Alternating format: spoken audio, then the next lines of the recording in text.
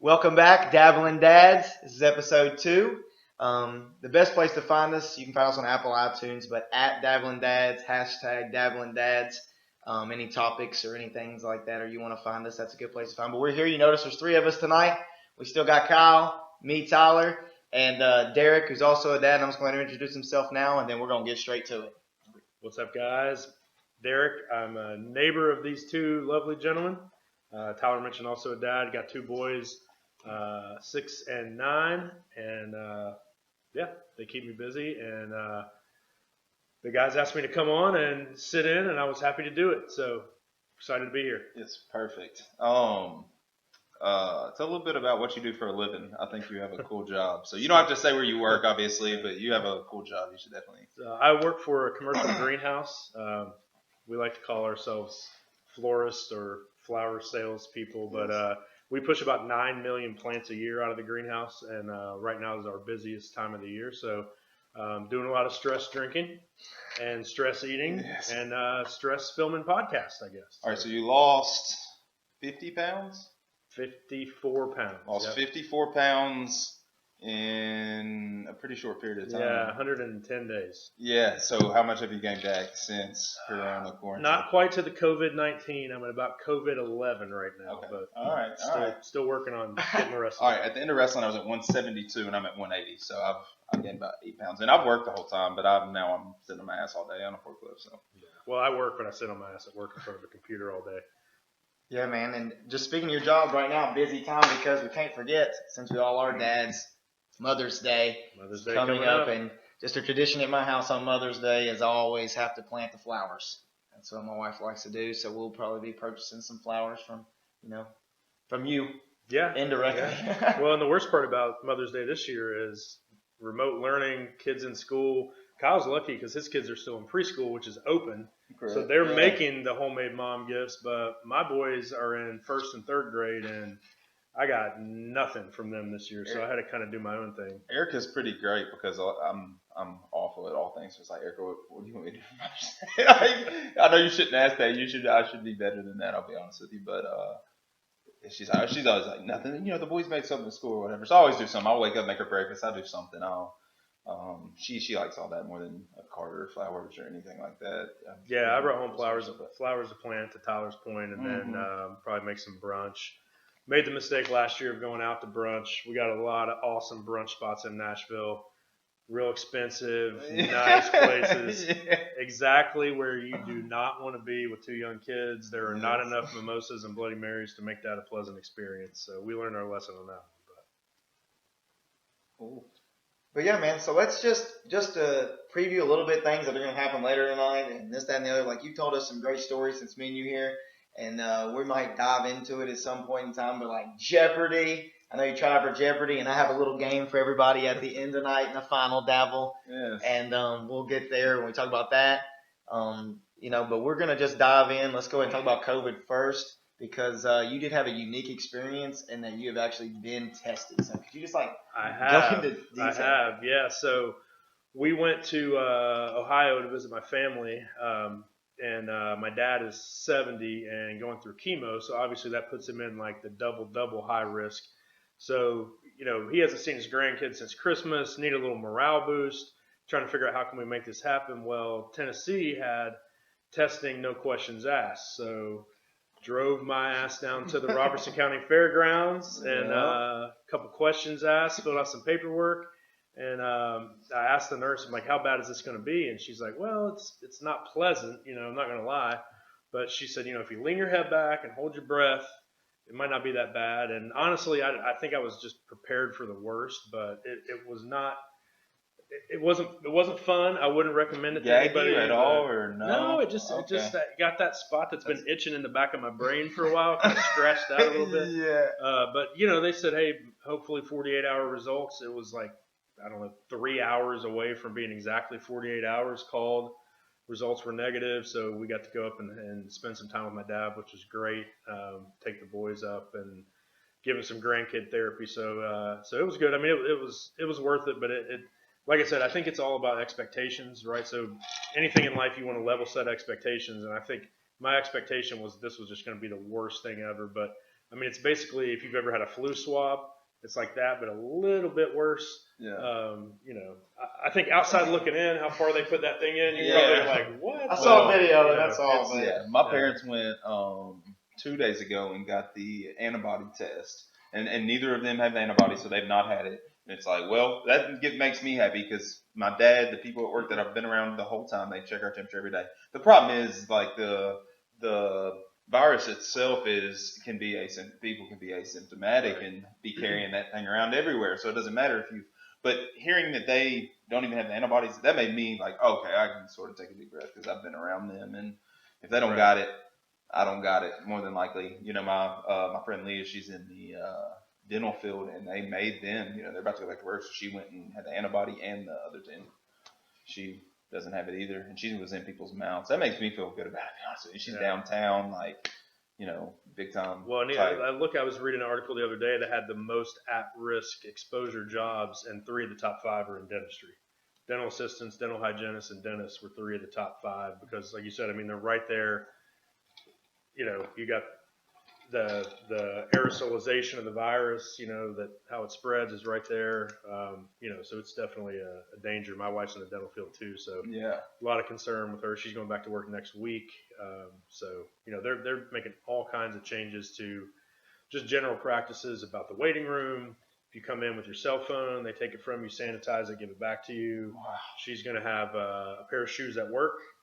Change her shoes when she walks in, change her shoes when she leaves. They're going to have a washer dryer at the office where when she leaves, she changes out of her scrubs. They get washed and dried there. So, you know, just different PPE also with, you know, double mask, surgical mask, N95 mask, face shield, like a throwaway, you know, paper on top of the scrubs. They've got like an we live in a different sanitizer. world. I mean, it's crazy. We now live in a different world. Yes. Like my wife, her sister also, I think she just went back to work up here.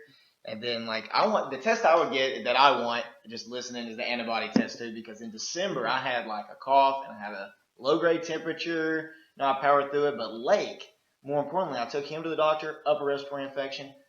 Didn't know what was wrong with him, and he was doing weird stuff like laying in like a triangle on the ground. Yeah. That's the only way he could breathe. And then I started hearing in the articles like that's what they were doing to these people, was rolling them over on their stomach to increase their lung capacity to help them breathe. And I was like, man, he was just probably had it or whatever. Nate just did it.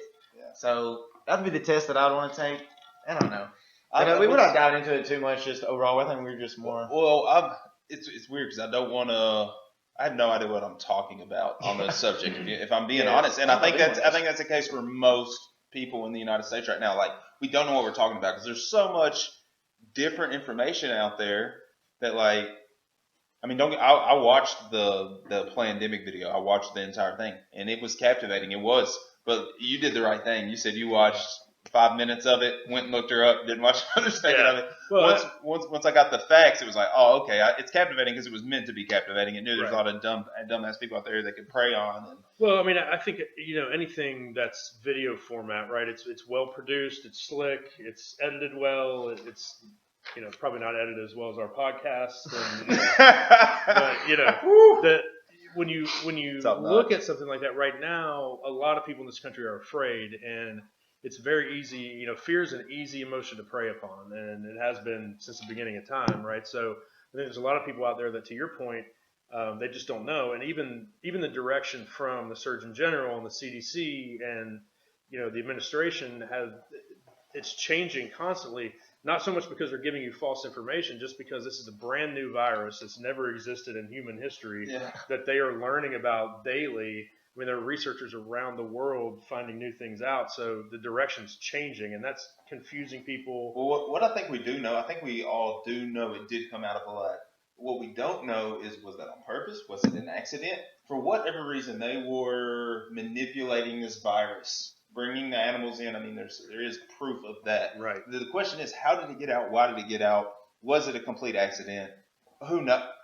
That's beyond the point at this. Obviously, at this point in time, that's beyond the point. I mean, I think the numbers have been seriously inflated. Like, and even at the point that they're inflated, they're still not as high as what you would honestly. Well, it's dangerous though. It's just scary because we don't know. Yeah, you know, to me, I think the most plausible explanation is that probably did spill out of the lab accidentally because animal to human infection is well documented. It's happened multiple times. H1N1, we had swine flu, bird flu, you name it. Now we've got bat flu, right? So, and manipulating viruses in labs, that happens all over the world. That's how we learn about viruses. That's how, Tyler, as a science guy, can speak to that too. But I think the most plausible explanation is it's an accident. If this was a bioweapon, it is the shittiest bioweapon. You think about it. It wasn't a good effort. Let's just hope It's wrong. Yeah. But if you're China and you're going to release a bioweapon, you're really going to release a bioweapon where 95% of the prisoners in Tennessee that tested positive for it are asymptomatic. Yeah. That is the least effective bioweapon anyone's ever even thought of. To be honest, I heard different things. I've just been inputting my brain with just my time off and setting up classes and stuff. But I watched bats. They have the most viruses of all the mammals. And some people forget that bats are mammals, but they are. Yeah. Have young on the inside is the best way, and produce milk is the best way just to quickly knife through that. But, Have you ever basically. seen how they piss? Dude, I've seen some nasty, weird videos. I'll Dude, show I'm you talking the about video of how they piss. But anyways, these people in China, man, these people we're talking about at these wet markets, these are extremely poor people. Like a bat head is $3 or something. These are extremely poor people, and I believe this is not necessarily what I believe, but just from different things that I've been hearing and listening to various sides, there were probably some Chinese guys selling animals out the back of where they were testing these animals, and it could easily been a mix-up of this animal had this, and we done sold it out the back immediately over there to the wet market. Regardless of why. That's probably what happened. And then China probably, the 20 million cell phones. We can go into that too. But going back to the pandemic before we move forward, magic's been happening for ancient times. Magic. Tricking the eyes to believe certain things. And, articles just don't work anymore because no one has books to read. No one has the paper to read. So now it's switched to just video almost. And then, now it's tricking your eyes. That propaganda we learned in 7th grade literature class. I remember the dances and standing in the corner or whatever else you had to do in there. But, now it's just that.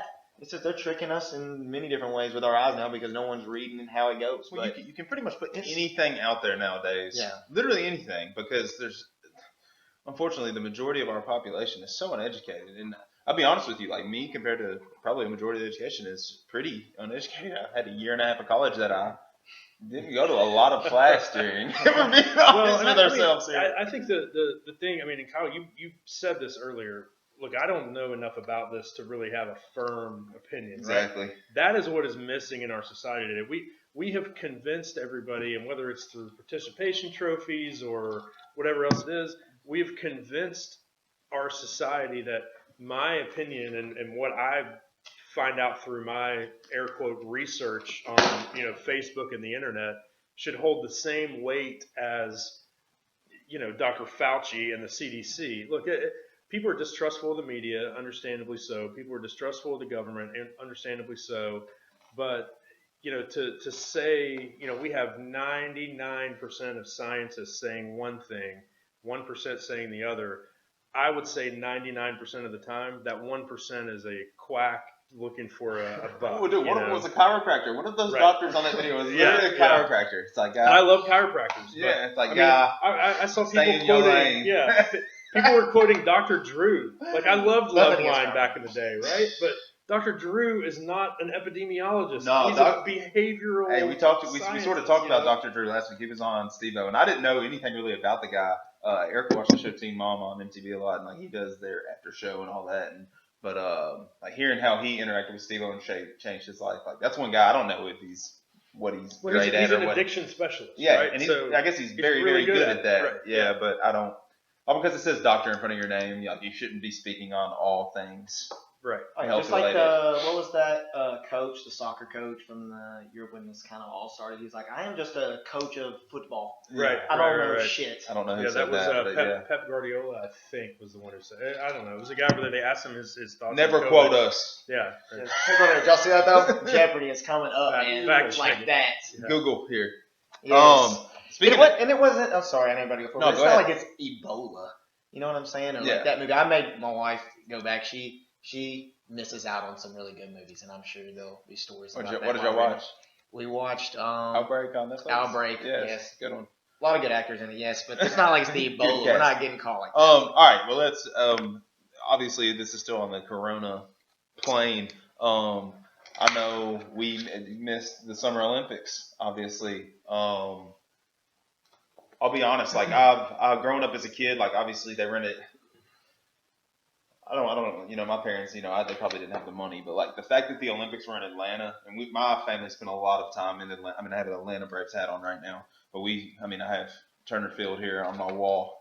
We spent a lot of time in Atlanta, and the fact we didn't get to go then breaks my heart. But watching the Olympics now, I know you guys are big Olympic watchers, so I'm gonna like pass the torch to this nice little pass there. But basketball, I love, especially when they have the best players in the United States playing. I love watching us dominate people. And usually, at least when Michael Phelps was swimming, dude, they used to be some of the most electrifying television you could watch. Yeah. When he would get out in the pool, man, like, dude, and he would let those people hang on for 3/4 of the race, Right. and then he would start just taking off. Dude, Find that other gear. Dude, almost nothing like that. Yeah. There was a man before him, though. Do you know who I'm talking about? I think he's Australian. Thorpe was it Yes, before Ian him? Thorpe, He the was really the torpedo. first one that Yeah. put swimming, I thought, Right. like, who who he was. He had the big Did the full personality. bodysuit. Yeah. I remember him. I don't know how old I would have been. I remember him. Oh, That would have been, let me think here. All right. That would have probably been 92. So I was 92 3, so I'm like and 96. probably. 96. but was that and Atlanta. wrestling, that's really all I watch. As I'm far a as big it goes, track and but- field guy in the Olympics. I love Okay. the sprints. Obviously, the U.S. is always, right up there. But, I love, you always get the random guy like Frankie Fredericks from Namibia was a big 200-meter guy back in the day. Like, where is Namibia? People were Googling it. If Google wasn't even around back then. But that was like a trending Google search, right? I got to say this. I saw the other day. It said, I keep telling my kids I'm older than Google, and they don't believe Yeah, me. right. And it's like, oh, we are older than Google. I just thought about that. Absolutely. We are Yeah. older than Google. Yeah. We'll come up Mason tonight dinner table. Dad, were you alive when TVs were black and white? No, wasn't. See, I'll turn on Andy Griffith on Netflix right now. It's still black and white, It's still bud. black and white. But anyways, Yeah. I know that's something that most countries. I mean, what was the country you just said? I don't want to Namibia, butcher it. yeah. I don't They want to butcher might it. have 2 Olympic athletes. Exactly what right? I'm saying, but that's the highlight of their some of the people's life. That's their Well, entire and some life. of those countries have. I mean, you look at that's the great example. I mean, I could not name another Olympian from there, right? So let's say this is this guy's prime or this lady's prime. Maybe there's a gymnast from some crazy Eastern European country who's just a freak that is right in the prime of her, Olympic career.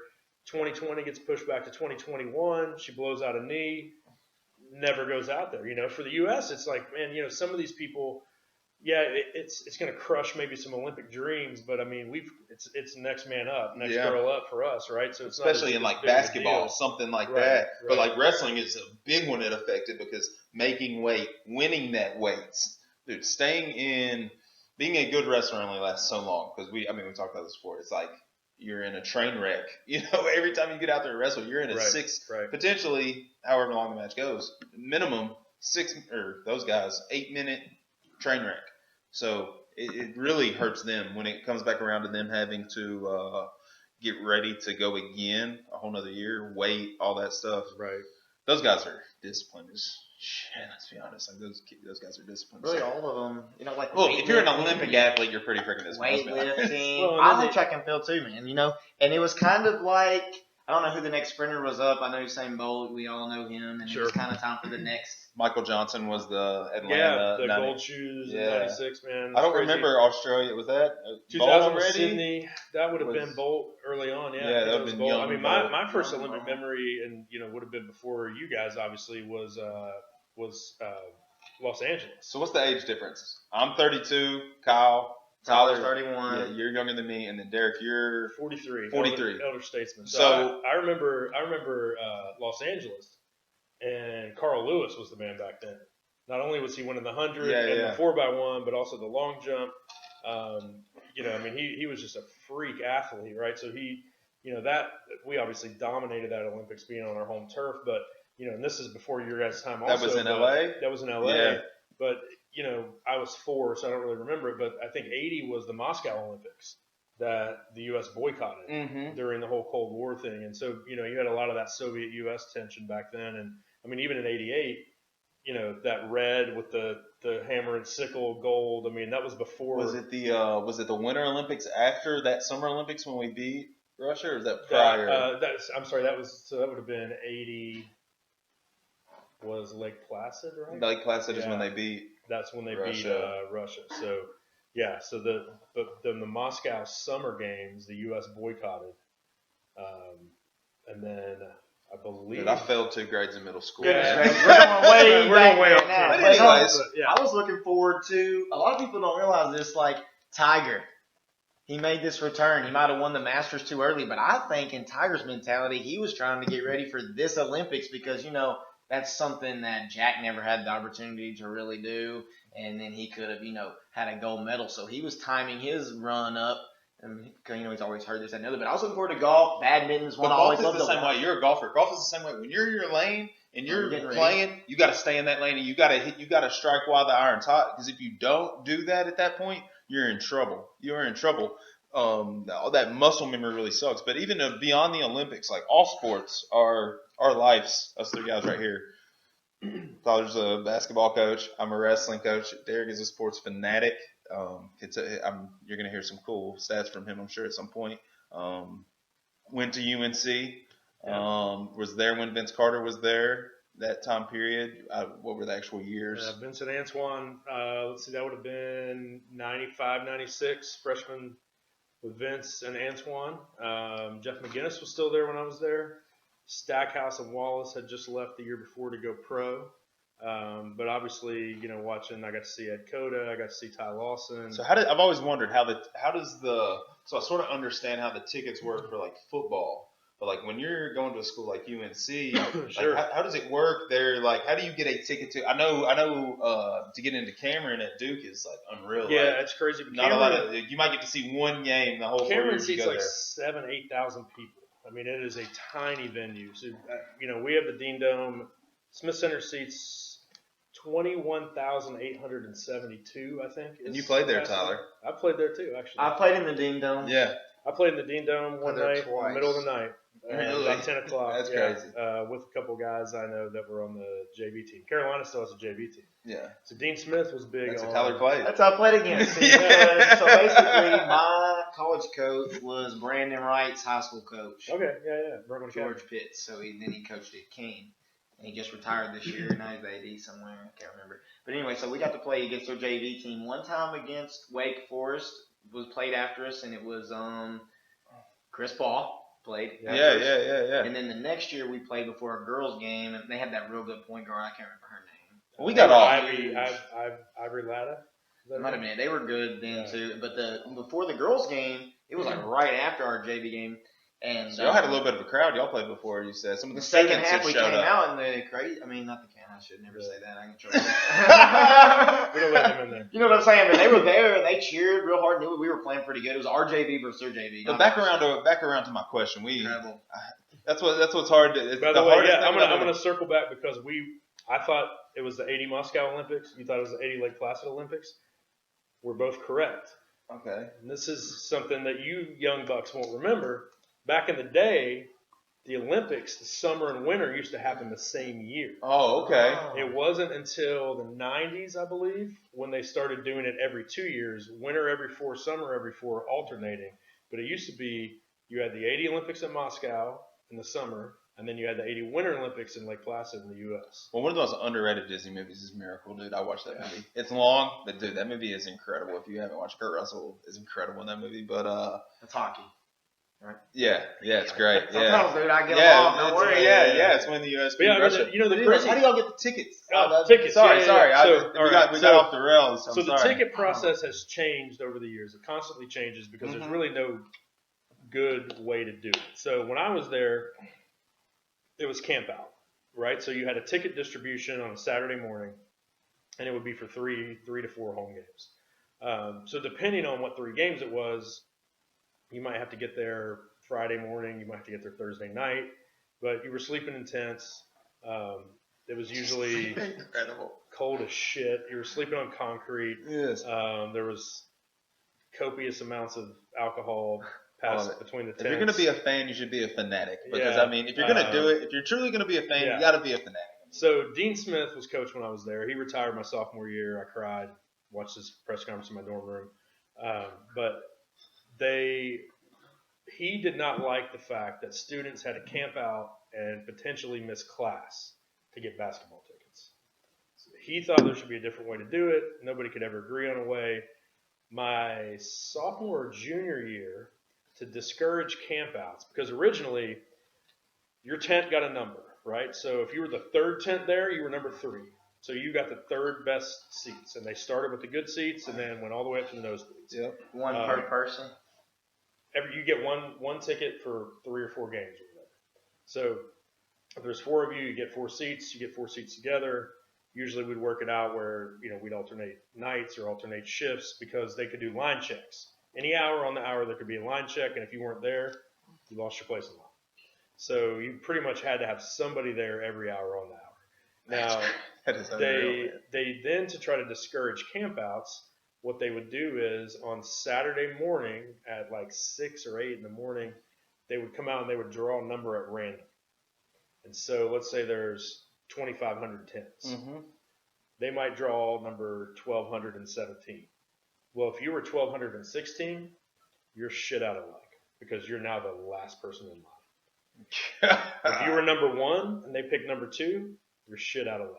So what they were trying to discourage was people getting there Wednesday, Thursday ahead. It didn't matter where you were. Because some people don't care; they want to be there regardless. Right. It's like me and Dean leaving at 6 o'clock to go tailgate, so to make sure we can park for free in our tailgate spot. It's the same thing. It's like, no, I'm doing it. I don't care. You're gonna have to stop me. You're gonna have to beat us because there were people that competed with us for years to get down there, and it got to the point where it's like, no, we'll just get down there way earlier than you're willing to get down there. I promise. Sure. Promise. On another time, we'll have to go into some UNC stories, some of the games I saw and all that. Because man, I mean, we're gonna do as we get going, we're gonna do more because there's gonna come a point in time where it's gonna be hard for me and Tyler to just sit and, especially when school's going and basketball's going and I'm working full time and wrestling's going.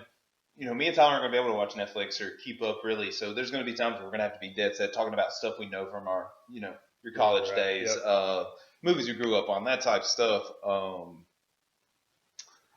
About that, obviously in our childhood, me and Tyler's childhood, if anyone our age, your age, I think is a little different because you grew up when the Celtics were still probably Lakers. Celtics, Showtime Lakers. It was Lakers Celtics sort of when I was a kid, and then it became Pistons Lakers. Well, there was in me and Tyler's childhood, at least in this area, Tennessee didn't have a team, and I don't know anyone, Derek, literally. And if they say elsewhere, unless maybe they grew up in Utah, I didn't know anyone that grew up in Utah that might have been a Jazz fan or, maybe a Pistons fan. I knew no one. We were all Bulls fans. No Mormons in Tennessee. We were all Bulls fans. All of us.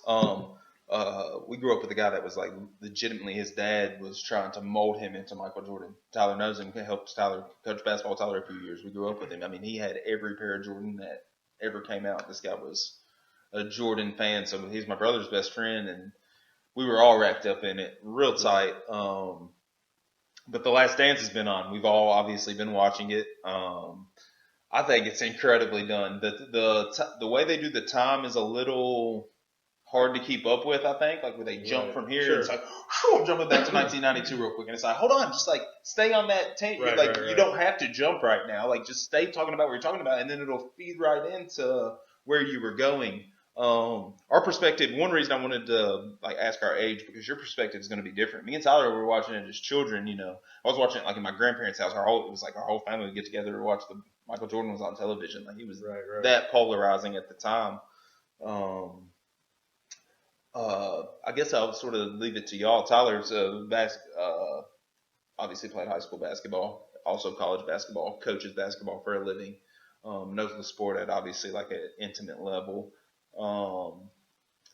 I grew up watching it. Going back and watching it, it's almost sad how much power the GMs and the people who, like this guy who just sort of talked his way into a job, man, ruined something that probably could have never been touched, in my opinion. Well, I was told a long time ago, if you're at a company and all of a sudden the accountants start running the place, you need to run. And I think that's what happened with Krause was, I don't want to say he got lucky. I mean, there was obviously a lot of skill involved in building that roster, and they sort of did a nice job throughout Jordan's career of they lucked out on Pippen. I mean, there's no doubt. Yeah, That was a He's reach incredible, dude. for a kid from Central Arkansas that was nowhere near NBA ready. You look at his body when he came in, the dude was a beanpole. Yeah, tiny. And he developed into an absolute freak. And, hearing him talk about how much he grew late in his life, he was a point guard. And then he blossomed into this 6'9" small forward with point guard ball handling skills and court vision skills. Freak basketball player. And, man, I mean, they lucked out with that guy. But, aside from that, obviously you got, the Batman and Robin. They did a really nice job of always having a shooter, right? So they had Craig Hodges at first. He didn't, he was just a shooter. Then they had John Paxson, who was basically just a shooter. Then they had Steve Kerr. So they always had that, that dead-eye wing, find the guy open, knock it down guy. Yeah, and they really focused in on that. I've noticed, Tyler, you probably can explain more what Michael was really thinking. But I'm glad they showed that they let Michael sort of talk about, I wanted to win the game, but Phil did a great job of, right. Or it was even before Phil, it was Doug Collins. Doug Collins really told him, like, man, you've got to look for packs out there, like, because they're going to double, I mean, you explain sort of. Well, yeah, I mean, he's going to do everything it takes to win the game, but, even in I think it was the last episode or whatever, it's like, I think it was at the Olympics. They're like, who's going to take the last shot? Yeah. Of course, I'm going to take the last shot. Like, yeah. He's going to take the last shot. It's just as far as like I heard, they're still editing the last episode even right now. Really? They had to rush it. Right. So I think is that true? I mean, I heard so LeBron talked them into releasing it early due to the quarantine stuff. Like LeBron got on First Take or whatever it was, and was like, dude, I'm telling y'all, I know he knew it was sitting and waiting, like it was almost ready. And I don't think it was supposed to come out until like July. I think it was July, and they were supposed to do one episode at a time, and they pushed it up to April, I guess, when they started it, and 2 episodes a week. But the ratings on this thing, I mean, it's insane. I mean, it's getting better ratings than some NBA playoff games. A lot of NBA playoff it sounds like it was going to be like LeBron in the finals playing in the Last Dance. But anyway, so yeah, just going into.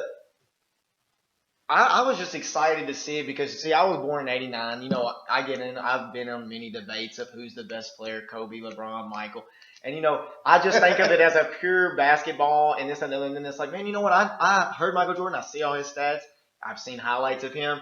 I cannot wait to watch this to see, the up and downs through a regular season, what happens, how good Pippen and them actually were, how good everyone was, what were the scores in the actual games. Mm-hmm. And, it's hard for me to remember because you get fed so much, 6 championships and in those 3 years, and he did it twice, and you get hearing all that, and it's like, yes, he is awesome. Then in the first episode you hear it, he's like, he wasn't the best player. 2 weeks later at UNC, he was the best player. Yeah. So it's like, it's almost like he ran out of people to be better than. Right. And by the way, it's James Worthy who said that, basically. So you're talking about an all-time Carolina great, an all-time Laker great, an NBA Hall of Famer that says freshman year he came in, he wasn't the best player. 2 weeks later, he was. I mean, that's just the mentality that he had that, to a fault, he was that way. And he admits it. He's open about that. I mean, the craziest thing I read is a 32-month span, right? So less than 3 years.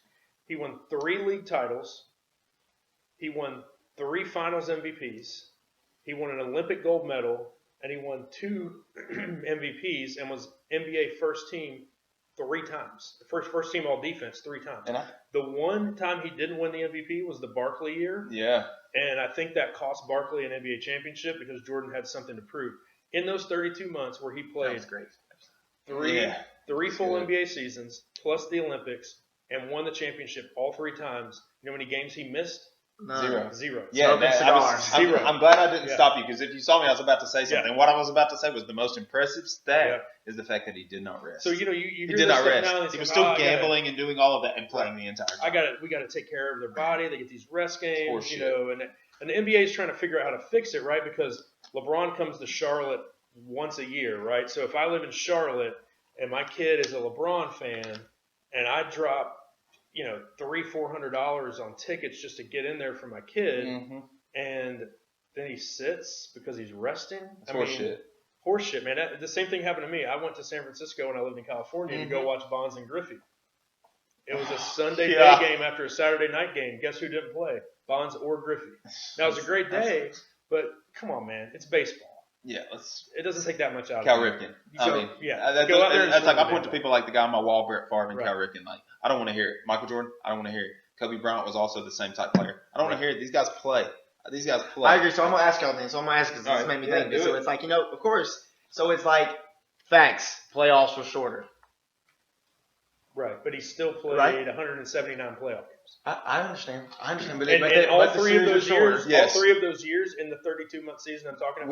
What is the He played schedule 20 comparison? And what is the back to back and all of that schedule? Because I've I never would have dove to- into I would it have to until you look said it that. up. I didn't think I about would it. I have to know it's look not it as up. many back to backs as it is now. So it is a little bit different. And this is something that I was going to quote in there is that when people do try to say that, like basically I felt like you were just saying times are different now because players do sit out. Michael Jordan himself, before the greatest basketball game that they all admitted when they were scrimmaging in the Olympics, Yeah. he said it himself. This is the 90s now, which tells me Oh, he the kept saying that, greatest yeah. player, and I do believe he's the greatest player, and I'm going to explain that in a second. I wish I'd have brought my charts.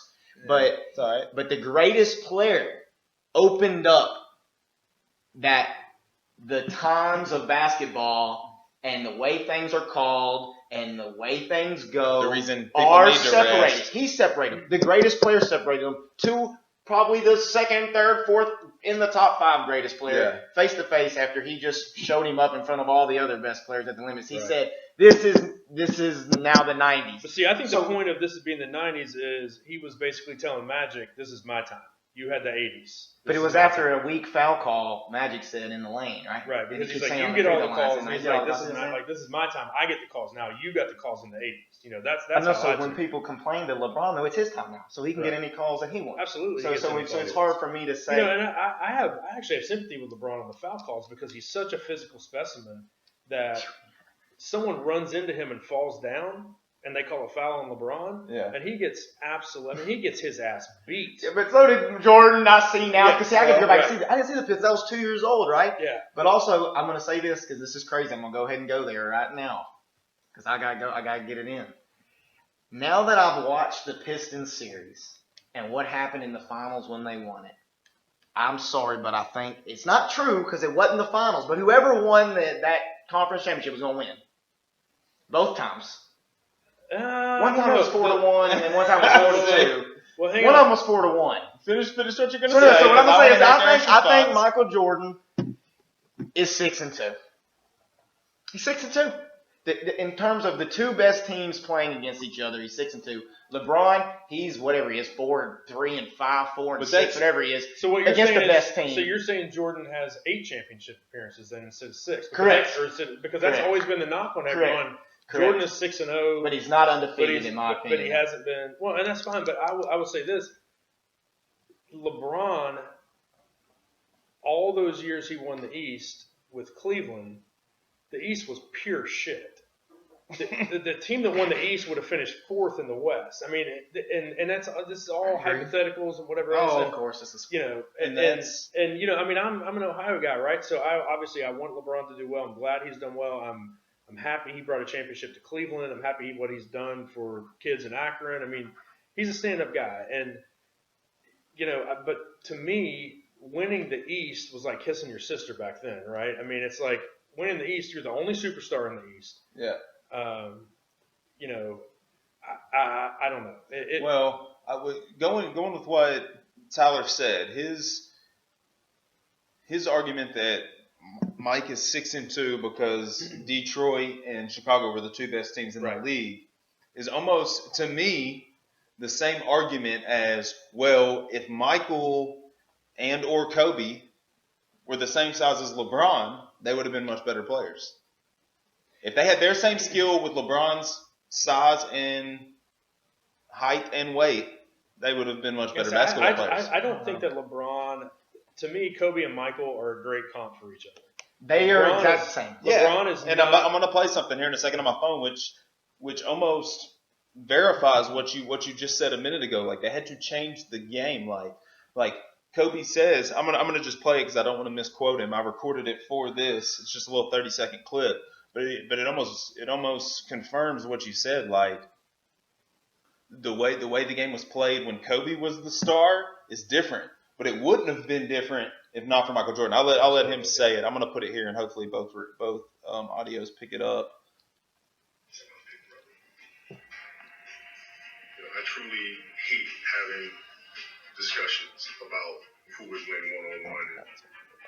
You're a fan saying, hey, Kobe, you beat Michael one-on-one. I feel like, yo, what you get from me is from him. I don't get 5 championships here without him because he guided me so much and gave me so much great advice. So, it's weird because like Kobe obviously died this year, and it's weird because like now when I like try to talk about Kobe, people are like, yeah, but you're not a Kobe fan, and it's like, no, you don't understand. Like when Michael decided I'm going to play baseball, me and my brother both loved Shaquille O'Neal. Also, he was starting to do his stuff in Hollywood. He had done Kazam, which we saw in theaters, and then obviously owned the movie. He did the movie Still, which was a very not watched movie. He made like $0. He has that tattoo. People mistake as Superman, but it's really the Still. It's a Still tattoo, correct. These are the kind of movies you watch when your dad owns a video store, by the way. Correct. That's facts. But we watched them all, and we loved Shaq, and he had just went to the Lakers. And obviously Kobe was a young rookie player, so me and my brother watched Kobe's pretty much entire career. And one of the coolest YouTube videos, man, maybe we'll link it on our thing, is someone has synced up. You saw it right after he died. They've like synced up Mike's game with Kobe's game, and it is almost identical.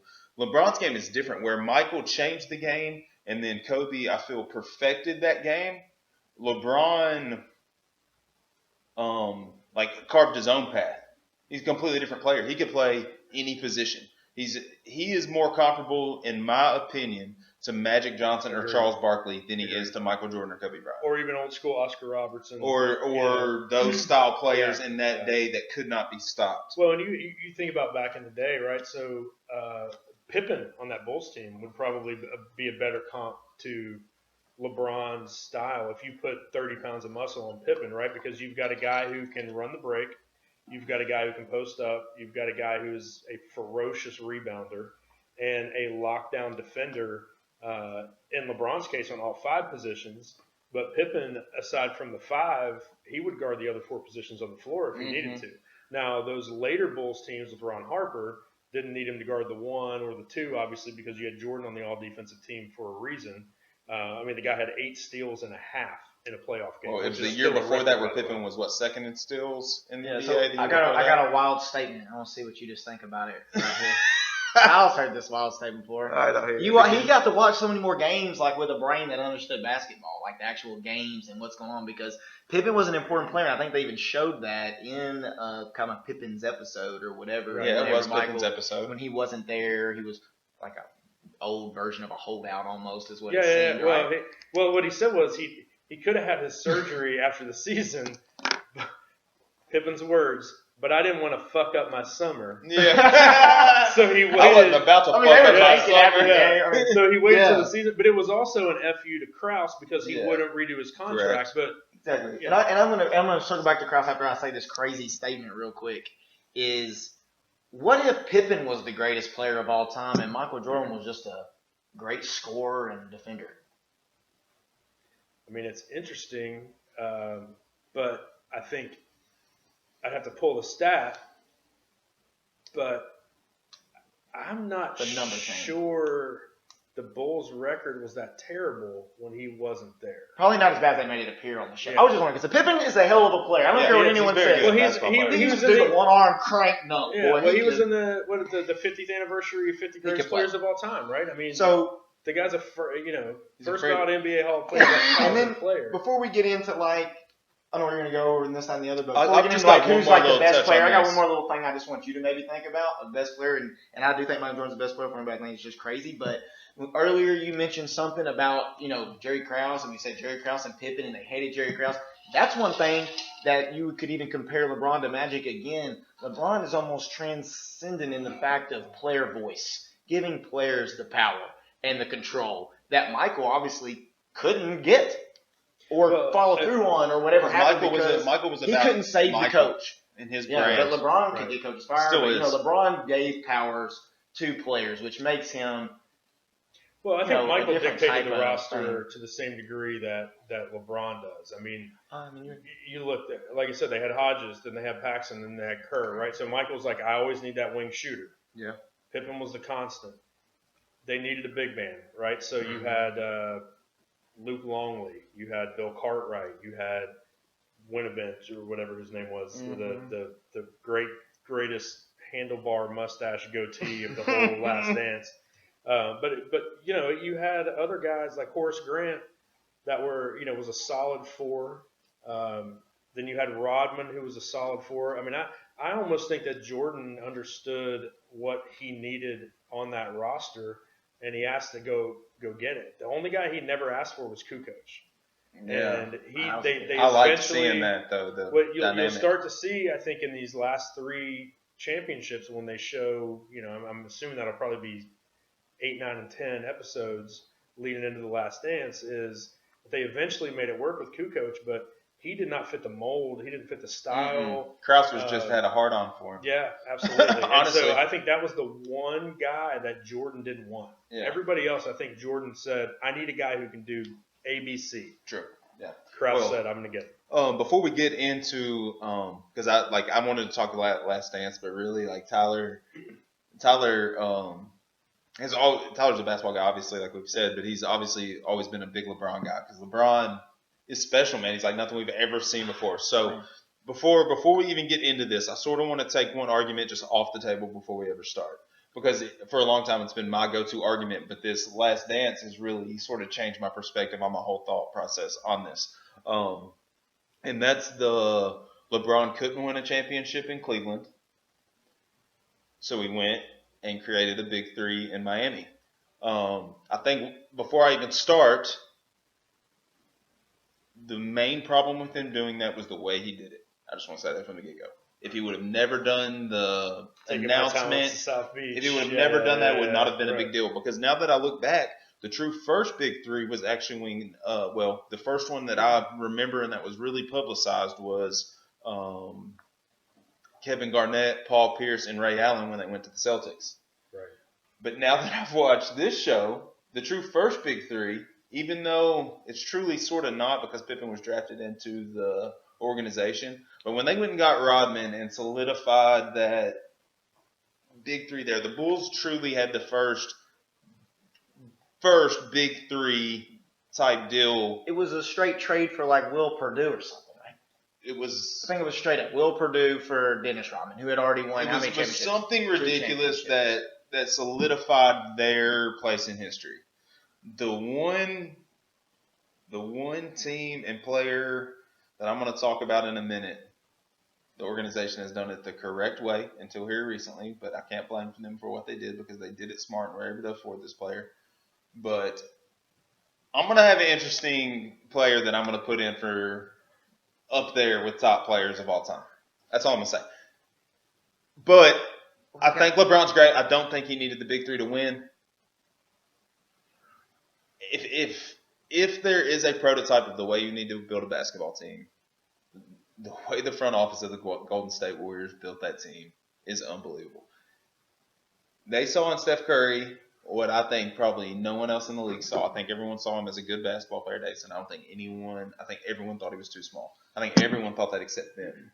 Like they realized that his true game transcended his size because he's unbelievable.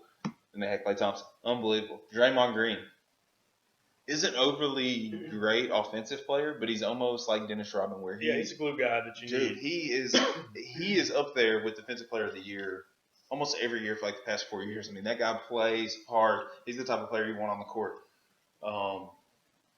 But I truly feel like Steph Curry, before he is done, is going to be up there, guys, with some of the best basketball players we've ever seen play ever. And Michael Jordan was great and transcended the game and did all that. Kobe Bryant, almost mirror image, played exactly like Mike. LeBron transcended the game. Steph Curry has changed the game of basketball again. He is the next one. It sort of has changed because of the injuries this year, and they were garbage. But they're going to end up with a good player in the draft, man. Yeah, and I mean, my thing with Steph, and I just kind of checked the Rodman thing. So they traded Will Perdue straight up to the Spurs. Rodman was on the last year of his contract, making $2.5 million. was not playing well for the Spurs and had all kinds of off-the-court issues. They essentially unloaded him because they thought he was a damaged asset. Especially Phil Jackson. Right. It's because he started dating Madonna. Yeah, exactly. That's just proved Phil Jackson was. The thing, yeah, exactly. Genius. The Zen mouth. He understood him. I mean, Robin even said that on the show. But the Steph thing, I mean, he's on the Mount Rushmore of scorers, right? He's a pure scorer in the vein of like a Pistol Pete or a George Gervin, or just the creativity of his scoring is crazy. But I think the thing that sets apart Jordan, Kobe, and LeBron, Steph Curry is not making any All-NBA defensive 18th team. I mean, the guy's a defensive massive liability. The other guys were defensive assets. And that, to me, when you're talking about a player, you're talking about a scorer, absolutely. Put Steph up there with, these guys. And to your point, change the game. The quick release. I mean, he's almost got a, Reggie Miller level, get a shot off in a phone booth kind of quick release. And his creativity around the basket, I mean, at his size, to go into the basket, draw a little bit of contact, and he's not as fearless as Iverson. He's not as quick as Iverson. Or Irving, probably. But he does go to the basket some, too. I mean, he's not just a pure shooter. He is a pure scorer of the basketball. But the thing I think that sets apart those other guys is the other end of the court, the defensive end of the court, where being a complete player. Who you put Steph on is going to have a good game. Steph against Kyrie's going to put some points up, and we saw it in the Cleveland Golden State series. And even though, to give LeBron credit, I will say that the finals against the Warriors with the block he made, obviously getting all the highlights, that might have been the greatest NBA Finals performance we've ever seen. Yeah, I'd still take Jordan all time, but man, that was incredible.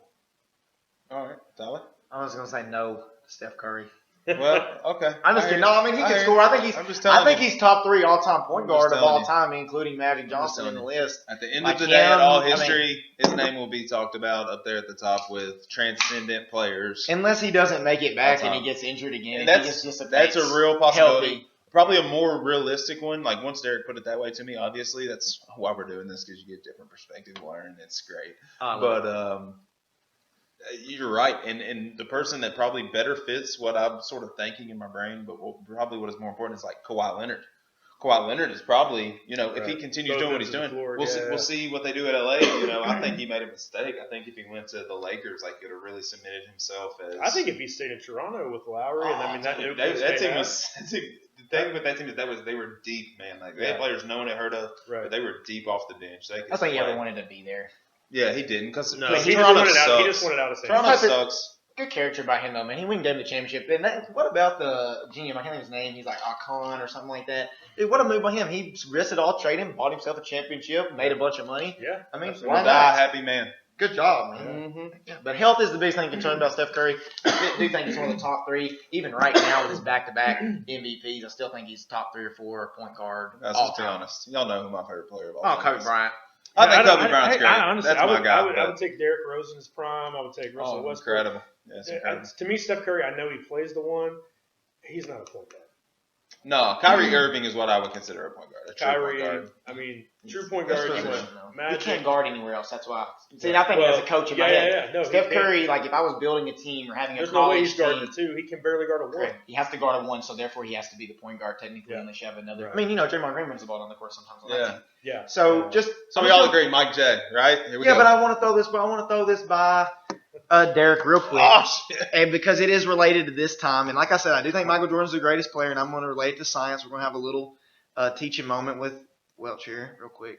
That's the USA Michael Jordan right there. Are you going to talk about his 4.40 he ran supposedly in college? No, I ain't going to talk about none of that. I'm going to talk about if we're looking at everyone now knows enough about line graphs because of flattening the curve and COVID. Sure. We at least all have seen it now. So now I feel like my argument is better, and it actually made me come to a conclusion that I think Michael Jordan is the greatest player.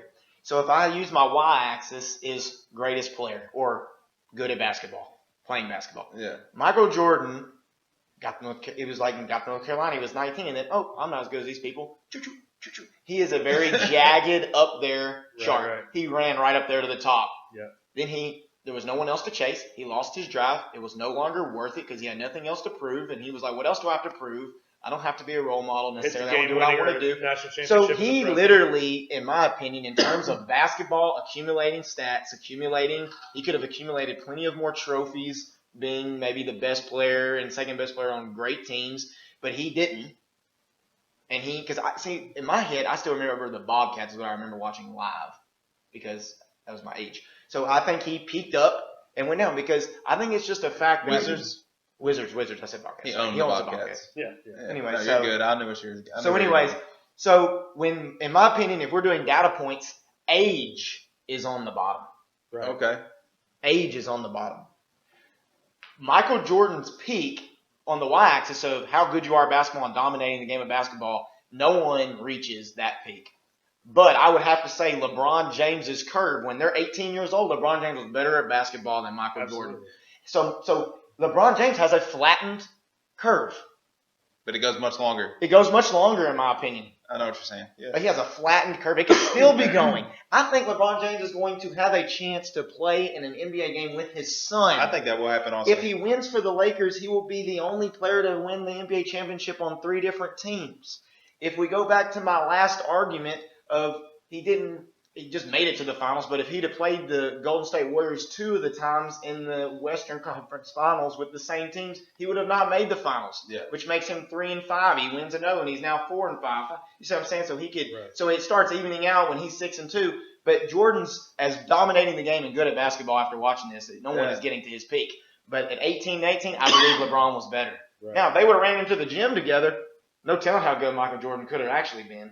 Well, the other thing that's what I think. Flatten the curve. Now that everyone kind of knows graphs, I feel like LeBron's curve is really high. Magic is high. Kobe follows a little bit more of Michael, but it's a little flattened. But LeBron has just been – I mean, he has been playing for a long time. Yeah. And I know he didn't play every single game all those years. He also started in the NBA straight out of high school. Yeah. Jordan was at UNC for a few years, right? So Michael, his freshman year, hits the game winner against Georgetown. Won the national championship in the Superdome. And he was not supposed to take the shot. He was supposed to take the shot if it was open, but that play was not drawn up for him. Yeah.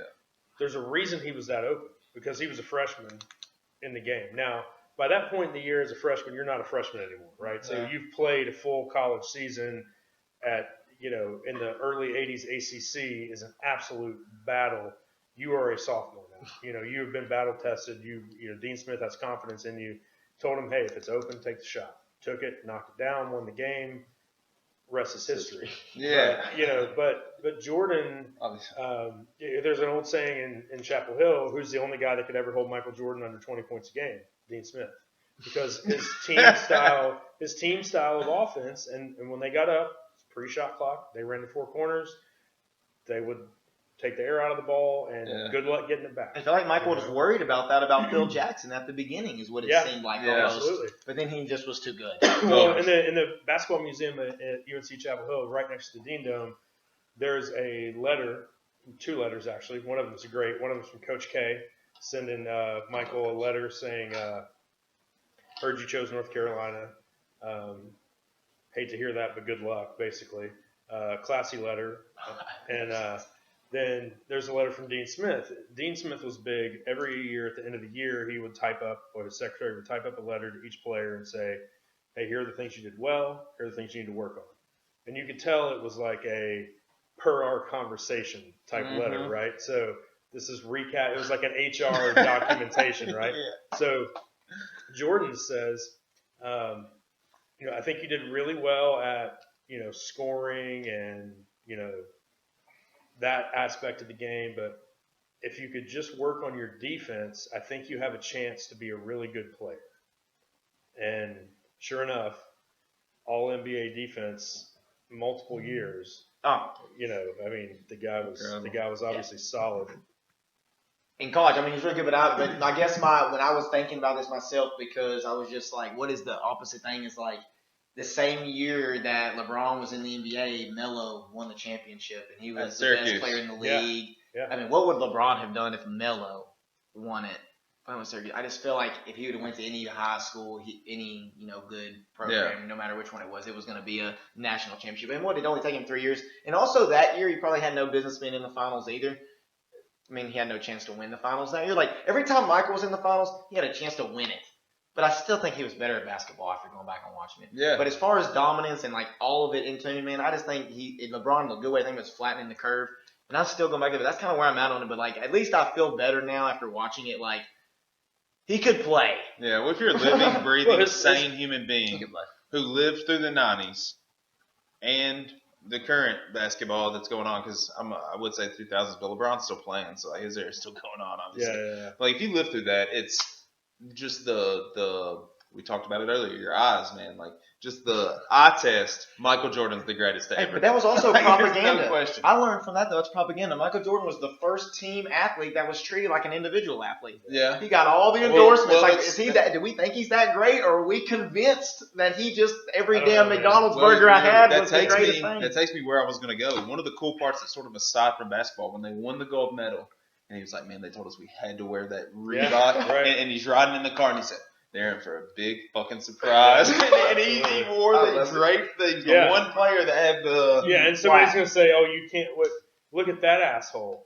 Well, Yeah. He's got an American flag. So on. He smart. should The take guy was care so of it. smart. When it comes to marketing yourself, just to take it away from the basketball and sort of back to the documentary before we sort of round this out and move on to the next thing, like his dad, like making him sign with Nike and doing that. One of the smartest. I mean, like, no, it was his mom. His mom, he didn't even want to get on the plane. His Yeah. mom was like, just go hear the pitch. but his dad wouldn't let him leave without signing. Like, you were signing that you're paper. crazy. Not to His sign dad even it. went out But there. Later on. once he learned how to promote himself, I mean, you remember our childhood. I mean, we just saw it on the documentary. McDonald's. He was everywhere, dude. Like, the TV we were watching, me and Tyler at that time period, there was a McDonald's commercial every commercial break. Right. Every commercial break. This is just a crazy dabble fact, and I won't go on a tangent from this. I remember I cut the ribbon at the McDonald's. In White House? Yes. Incredible. You should have seen the line to get in Cut that the place when you ribbon. opened it, Derek. Sure. Was there. I was in Boy Scouts for some reason. I don't even know why. Amazing. Incredible. But yeah, so they're doing it. They're actually doing over. I mean, I'm hoping it's the same type people because like the soundtrack in The Last Dance is incredible. Yes. The way they cut the basketball sequences together with the music is incredible. Yeah, really But they've got a redeem team, and then Dwayne Wade is the one helping do the redeem team, which was the 08 team that came back and won after they had lost to Puerto Rico and got knocked out in 04 Olympics. Yeah. So they're doing that, and then obviously a Kobe, Magic Johnson is for sure a Kobe documentary on the way, which we sort of saw that coming. There's already two of them. Spike Lee did one with him, Kobe doing work, and then there was one Showtime did. I can't remember what the name of it was. That was about his coming back from his Achilles injury. That one was incredible. But so you guys we're at the hour mark. So this crazy stat time. yeah, let's hear crazy stat. Yes. Crazy stat. This is off the wall. Relates to absolutely nothing we had thought about talking about. That's perfect. We'll transition. That's great. Week 1 NFL schedule was out last night, right? So we could do a whole day and a half on that, right? So current line, opening line, week 1, Tampa Bay Buccaneers at the Saints. Saints are favored by 6.5. Tom Brady as a starting quarterback.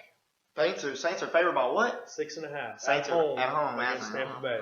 All right. You know what the over/under is? I do not. It's the opening line. Probably a lot. Yeah. I would bet it would be high. I'm going to say 41.5.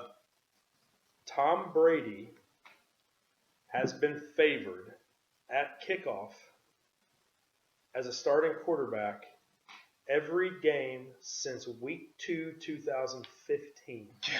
74 straight games. My goodness, man. So that's the crazy stat. The even crazier stat is, would you like to know who is second all-time on active as a quarterback? Drew Brees. Dan Marino? Drew Brees. Oh, Drew Brees. Oh, active.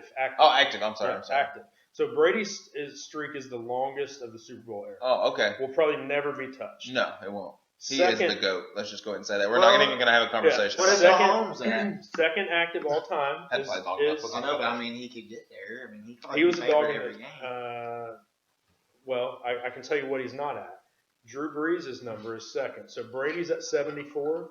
Brees is at 9 games. Oh, only 9. He'll never be caught. So Tom Brady is essentially at And you're talking about every game. 4 full seasons plus 10 weeks if you don't count playoffs. But he's been favored in playoff games. He was favored last year. Say the number one more time. 74 Second place is 9. games. That's Second a crazy place stat. Is 9. That's a crazy stat. Holy There's no shit. conversation there. Tom Brady is by far. That was not meant as a conversation. I'm not talking my crazy stat aside of the day. Yeah. Well, But but without even a conversation happening, Tom Brady is the greatest football player we've ever seen. Oh. And as much as Greatest quarterback.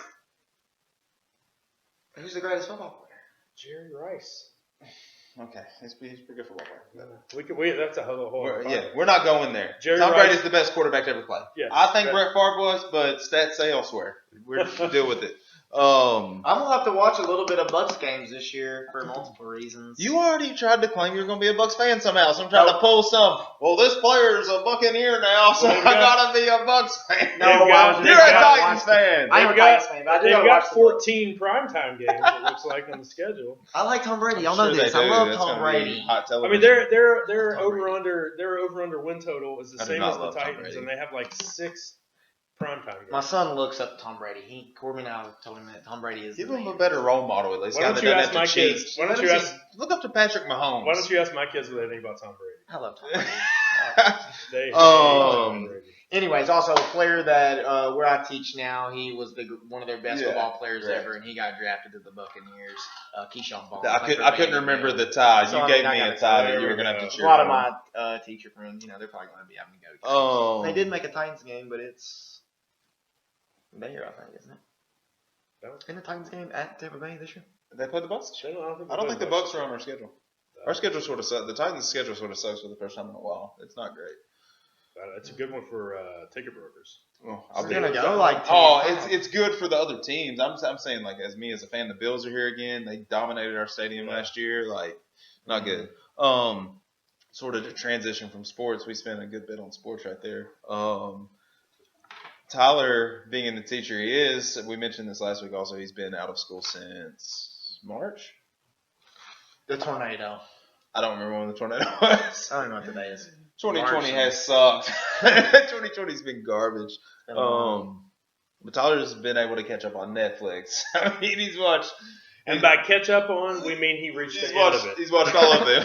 No, I stay If on the anybody's top got an HBO Go account, Tyler needs it.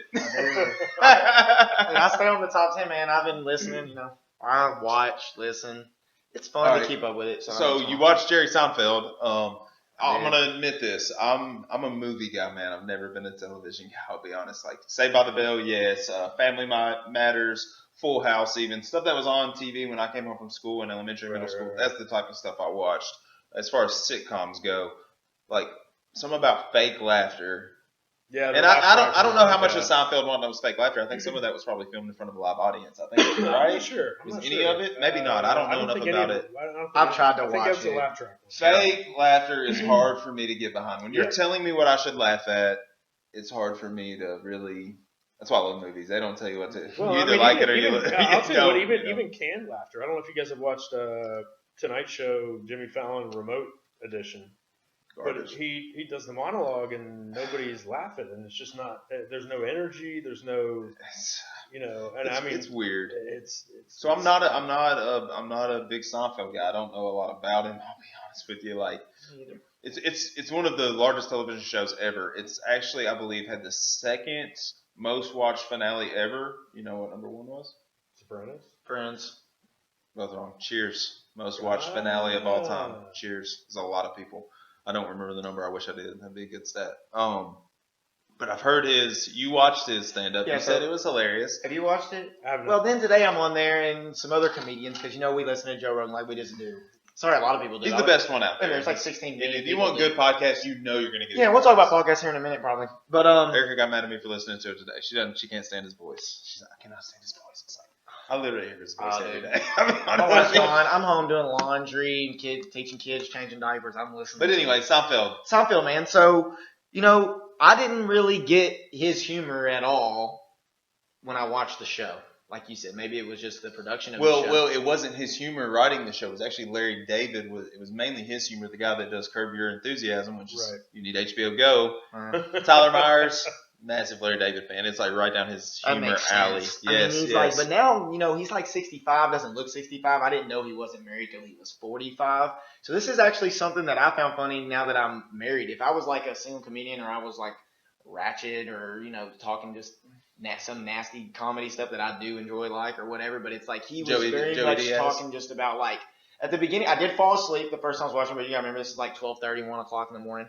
And then I finished watching it, and I laid in bed laughing my ass off last night because he was like saying shit like, it was about text messaging and phones, and I like got lost in that. But when he started talking about his wife and the dynamics with your wife and things like that, he's like, I don't know, I don't want to give too much away, but he's like, I don't know where our wife has ran into this same guy, but when they imitate us, and it's like, oh, what are you talking about? I was like, who was this guy that you have met? It just cracked me up so much because all of the wives, they have that same voice or exaggeration that you go to. So it was just very much like, if you were not a married person or had that type of relationship or maybe had kids, you might not find the humor in it. You might not find the humor in it because when he started talking about the female brain and all that, it was good. But he did talk about cell phones a little bit, and it was kind of lost. But that part in there, if you're like married or dad like us, like I found it.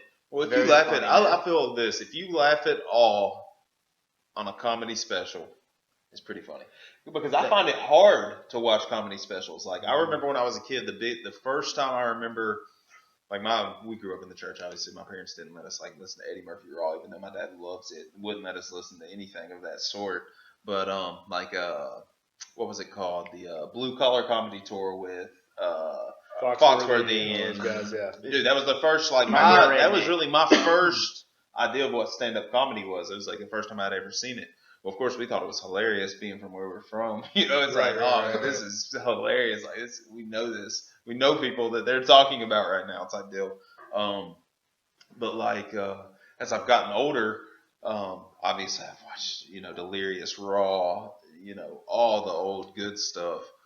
Stand up's hard for me to watch on television. Like Chris Tucker did one for Netflix. I found hilarious. Like he hasn't done anything in a long time, but he did a stand-up hilarious. Dave Chappelle, in my opinion, my generation's greatest comedian. Agreed. In a lot of people say, well, what about Eddie Murphy? It's like Eddie Murphy was funny. He's not Dave Chappelle. Right. I think he was great in the movie game, but as far as comedian goes, Dave Chappelle's the greatest of our generation. Yeah. And Chappelle, I think, one of the things and I love Eddie Murphy, but one of the things he relies on is his characters, right? So he's always got characters. Ice Cream Man, but it's in his voice. Was the movie where he played like 19 characters? The Eddie Murphy, Coming to America. Well, that one he played Nutty Professor. Them, Nutty Professor, he played a bunch of them. And he played like everybody at the table. So he was like a genius character. That's what he was known for. Correct. That was also a genius comedian, and so I think his stand-up relies on that, his ability to get into character. Chappelle is just Chappelle. Yeah. He's just funny as shit. Yeah, the token black guy. I mean, if we're being honest, he is that guy. He lives, that is him. Like he lives in Yellow Springs, Ohio, which is a hippie commune outside of Dayton, basically. And my sister and brother-in-law went to the New Year's party there. They're standing next to Dave Chappelle, his kids on his shoulders. Yeah. Like he just goes hangs out with people. Nobody bothers him there. Well, that's why when he disappeared that time, a lot of people. This is I'm not trying to get deep into this story, but like we all know Dave Chappelle disappeared that time. Right. And the story in the media was that he was went to Africa to be put into this some sort of insane asylum of some sort. Like he was having a mental breakdown, and that's not what was happening at all. What was really happening is Comedy Central tried to start controlling what he was putting on his television show. And he said no. When I signed this contract, I have control of this contract. So I'll tell you what I'm going to do. I'm the number one show watched on Comedy Central, but I'm about to leave the country and I'm not going to film anything for you. So that's what he did, and they spun it in the media to make it sound like, oh, he's going crazy. He wasn't going crazy. He was getting away from the control that they thought they had over him. Right. He's the greatest comedian we've ever seen in my lifetime. I agree. And then, but anyways, just another one on Netflix top 10. Like I say, there he used to be on there. The one that's great is Chris D'Elia, No Pain. Yeah, Chris D'Elia. He's a funny guy. He's an asshole in real life. Let me just say that. He was good on Joe this time, but if you go back and watch some of his old stuff, like just old interviews with him, he can be a dick. Like just to fans and stuff. He's a funny guy. Like his the way he's like clean though, no drugs, no alcohol, stuff like that. Just a dickhead, but he's funny. I thought he was funny. He's a funny guy. He is, correct. But you also watched Outer Banks. You wanted to talk about that because what you compared it to was Goonies. Like, I remember when I watched Stranger Things when it was, I watched obviously all of them. They always come out right on my birthday, but that was the first show I had seen in a long time that, like, the first time I watched it, it was sort of like the first time I watched Goonies. Like, I can sort of relate to this. Even though I was an adult when I was watching Stranger Things, it gave me that same feeling I had when I watched Goonies. You're saying that. Well, other people have posted things and said it's like the Goonies. Well, I've only seen the Goonies one time because I got ragged that one time and I was like, man, I've never seen the Goonies, and I think I probably had seen it. That's embarrassing. I think I had seen it, but I just didn't remember it. Is what it was because we all know the Big Jiggle. Yeah, but I didn't connect to that. Trouble Shuffle. There you go. See, y'all knew it. See, so he obviously saw it too. So this is perfect. It's like I've only seen it once or twice, so I thought it would be perfect for me just to describe kind of in general Outer Banks, and then you see if you could fill it in or just see if it was related to the Goonies or not. Because I feel like y'all have seen it enough and be experts on it. So, like, basically, that's probably my third or fourth most watched movie I've ever seen in my life. Perfect. I mean, I've seen that movie a lot of times, man. Same. Have you seen Outer Banks or heard about it? No, I've seen Goonies conservatively 57 times. Yeah, a lot of times. All right, so the first thing I'm going to say is there is a treasure hunt. Shit. So I'm going to say that's probably close to the Goonies because there's a treasure hunt in there. So anyway, so it's like these kids are on an island in North Carolina. And, man, it was number one on Netflix Top 10. I watched it when it was first trending, and then I watched the last 3 episodes from about 12 to 3:30 at night. Could not stop watching it at the end. So it's just these group of kids, and they're on an island, and I guess they all go to the same public school, and it's totally split up between rich kids and poor kids. Pogues are the poor kids, and you might have seen the first episode. I watched the first 3 episodes of the show. So the kooks are the ones who have the money and things like that. So apparently the main character is John B. And they're supposed to be in high school, and they're supposed to be 16 years old. And they're doing activities, that I was not doing when I was 16 years old, like taking on boat out and no parents and things like that. But, in different areas, I guess, if you don't have cars and you're on the Outer Banks, people that live on the water live differently, dude. People that grow up on the water live differently than we live. I agree. So it was kind of weird for me to attach that at first. But to high school age antics. To high school age antics, but for them, I thought they should have been like seniors. 16 to me is like sophomores. Okay. But anyways, so you have 2 different groups, and basically the main character is John B., and his dad went missing. And he just believed that his dad was out searching for this treasure, and he went missing. So he started putting these pieces together, and him and his buddies all know the story. And it turns out that multiple people know the story. And multiple people know that there's this treasure out there, and they're all trying to find it. And they end up finding the ship, and then it becomes dangerous because other people who are paying people or dangerous people trying to kill them come and trying to get it from them, and they think they find it. And they actually find it very early, and it continues on after finding it, just their struggles of keeping it. And there's some twists and turns in there, and I don't want to give away too much stuff because I do want people to go and watch it because there are going to be – he wrote it to be 4 seasons. So the character development – I know they greenlit the 2nd season. I saw that. Already. Yeah. Yes, but I read somewhere that he wanted it to be 3 or 4 seasons. So he took the time to develop each one of at least the Pogue characters. So, I mean, they all have like their own story. There's obviously a love story, love triangle from Pogue and Kook, which makes me think like Romeo and Juliet, A Tale as Old as Time. Okay, so just stop there. All right. Here's the synopsis. My synopsis of the Goonies, a kid that grew up watching the Goonies a lot. It's about a group of kids that live in a place called the Goondocks. The rich people are coming to tear them down to build, a golf course, I believe is what's happening in the movie. Well, they're sort of up in the attic one day, and they find a treasure map, which I know in the show, I've watched the first 3 episodes. This kid's dad gets lost at sea the year prior, searching for this same treasure, and they find his clues. Correct? Am I wrong? They basically find his secret compass, and he's written a code on this compass that his son would know, and then it starts from there. It sounds like the exact synopsis of Goonies. Right. I'm just telling you. So these kids find a map. It is Chester Copperpot's map. Spoiler alert, if you haven't watched the Goonies, I hate it for you. You have not been living. But they find Willie's treasure. Yeah, they find they find a map, and they go on a hunt for it. Well, these people called the Fratellis, the way to enter this path to get there is right in these criminals' little lair that used to be a restaurant type area. And they go on this hunt, but then the criminals are after them, and they realize they're after treasure also, the same treasure they want.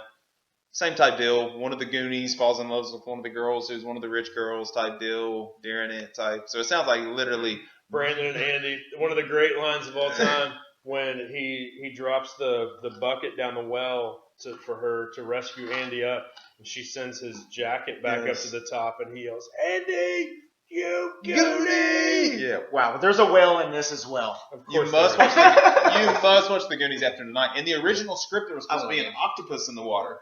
So the Goonies I bought on Blu-ray when I bought it has the little like I don't know what to call it. It's like a little featurette on the thing where it shows like sort of the behind the scenes making of it. Originally, none of the kids saw the boat. Do you remember they'd go through the water slide and end up fall? Right. Dude, I used to want to ride that water slide. Absolutely. So freaking bad, dude. Yes. But they that was the first time any of the kids saw the boat. So they sent them down the water slides and credit and they came. So that reaction is their true reaction. But they were supposed to be like Sloth was first supposed to come save him from this octopus, but he ends up saving him from his family. Sloth is the special. I see. So it is very similar. But dude, I'm telling you, if you go watch the Goonies now, you will be like, oh shit, they ripped this off so hard. But they've been ripping it off for a long time. The Outsiders, the freaking greasers, the soaps is what they called them, I believe. Yeah, but I mean, I don't even know that the Goonies wasn't. I mean, that story is not unique to the Goonies. No, it's right? telling all the time. That's what I'm ripped saying. off Like, they've been ripping that same. I don't know that there is original thought really anymore, and that could be a whole other. No, in this. I remember in high school English class, it's man versus nature, man versus beast, man versus himself. There are only a certain finite number of general theories, right? It's what you do with them and how you take them, and that I think, when you're looking at any sort of art, whether it's a film or a book or a TV show or whatever it is, it's how the creator sort of spins the side webs off of the general thought, because it's guy gets girl, guy loses girl, girl wants guy. Those things are, centuries old. Easy sell. Details that get you in. Right? But man, I think the reason that this show is kind of like, just from him, we've even brought up multiple times, just like what you've taught me just about production, I didn't understand, and like character building. Like when I was in school, I didn't understand that in film. But it's totally different in Breaking film. Bad did it better than almost anyone. Everyone's like, the first season sucks. Like, well, then you weren't paying attention. Like, the first season is incredible because it literally tells you, hey, this person's going to be very important. Hey, this person's going to be very important. This person's going to be very important. Yes, and they build the characters. I mean, you can relate to them. Like, there's one of the girls who was rich and hung out with the kook. She was rich, but actually hangs out with the pogues. Like, her family has money. Yeah. The rich girl's dad used to be a pogue, and then he came into some money. So there's all these, like, twisted relationships. One guy has a bad relationship with his dad, and they, like, they get in fights with each other. So, I mean, there's different ways that you can relate to kind of each pogue, I guess, is a way to explain it. I mean, I've been watching the Netflix top 10. May finish. I'll be honest, like, the first three, any Netflix original series, like, they've got a lot of money now. Like, when it first started, like, the first, you go back and watch the first season of Stranger Things compared to the third, like, completely different. Like, the production value went up tenfold. But,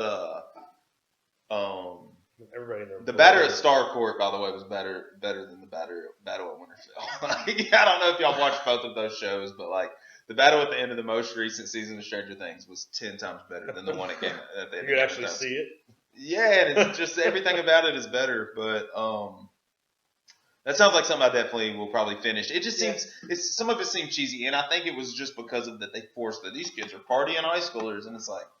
Let's be honest. I went to high school, and my parents were pretty strict, so I didn't really have a choice to go out Friday night because they had a tabs on where I was. But and they're bad. I mean, it's worth watching. Like I said, I've been on the top 10 just because just when we've been listening ever since we wanted to do this. Just be honest, like to go for it and things like that. Like you have to have content in general to have. Correct. And so watching that, it's one of the few shows I've seen go all the way up to the top.